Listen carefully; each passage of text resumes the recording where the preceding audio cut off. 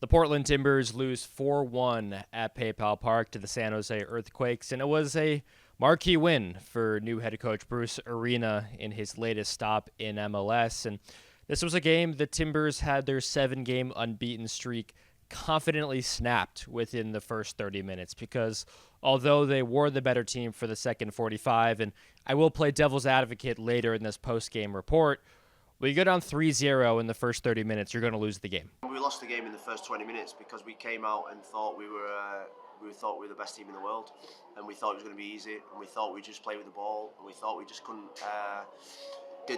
We thought we didn't have to do the things that we've done for the last 7 or 8 games. The discipline, the concentration, the hard work, sticking to the game plan, and we got punished. The Timbers have given up the 4th most goals in the Western Conference. They still sit 3rd place, but the last couple of games defensively have left some to be desired. 4 goals against San Jose tonight.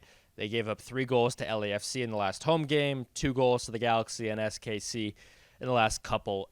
What was more worrying about tonight is there was individual defensive lapses that reminded you of so many of the goals they gave up in the 2024 season. On the first goal, Claudio Bravo did not cover DeJuan Jones properly, allowed for the cutback to Christian Espinoza, who peeled off of Finn Sermon and Kamal Miller.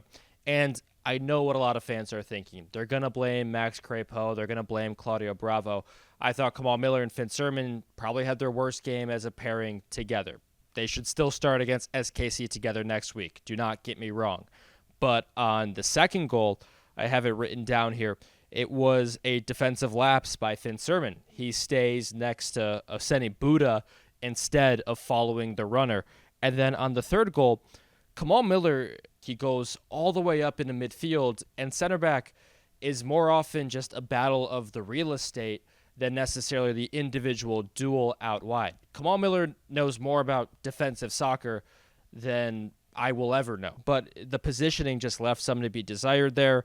And it was good passing by San Jose. They just beat the Timbers in transition too many times. They didn't press the way we wanted them to press. They all went individual, and we saw last year how when we went individual, we conceded 65 to 68 goals. And if we want to be individuals, we'll concede the same amount of goals again. And that goes for any team. If you've got to play for a team when we've just been on a 7-game unbeaten run, because every single player has stuck to the game plan, every single player has done their job that we've asked them to do. And when you try and cut corners, and when you think it's going to be easy, and you think you just don't have to make that run, you get punished, particularly against experienced players. And San Jose are an experienced team. Okay, it's time to play devil's advocate. The Timbers played 4 of 5 games on the road. Do you know how many games they won on the road last year? 3. Do you know how many road wins they have this year? 3. I do not fault the Timbers for dropping this game. Sure, you'd want it to be closer. That was a devastatingly poor first 30 minutes. But at the same time, they got 7 points out of 4 road games. Unless you're a supporter shield team, you take 7 points from 4 road games. 2 wins, a draw, and a loss. You certainly take that. Sometimes in life you get a kick up the backside, and today I think was one of those kick up the backsides for everyone in this football club, just to keep the feet on the ground. Maybe I'm the problem. I had my first chance of doing play-by-play for the Timbers in the 2025 season today.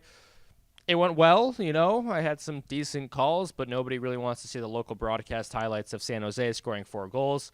If you want to hear the Felipe Mora goal, here it is. The top on the left wing, working on Floriani, gets past him, gives it over to David DaCosta. He's got an inch of space over to Felipe Mora, and the Timbers are right back in this one. Good pass by David DaCosta, finds Felipe Mora in the box for his first goal on the road in 13 months. This is excellent ball movement from the Portland Timbers. Props to their side. I've never questioned their top-end talent. It's about their depth elsewhere on the roster. And a back 3 of Muni, Floriani, and Romney weren't quick. Got a pair of yellow cards, but they did enough.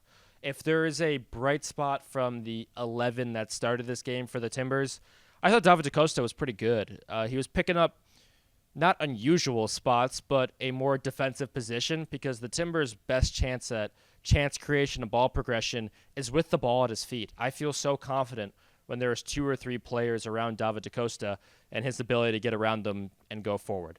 You're not going to remember many silver linings from a 4-1 loss, but David Acosta's coming into his own. It was another nice assist on the Felipe Mora goal, and I look forward to seeing what he does next week against SKC, a game the Timbers should win. I will not be playing devil's advocate next week on the post-game report if they fall to Sporting Kansas City. I'm sure they aren't super positive, but let me know your thoughts on this result at San Jose.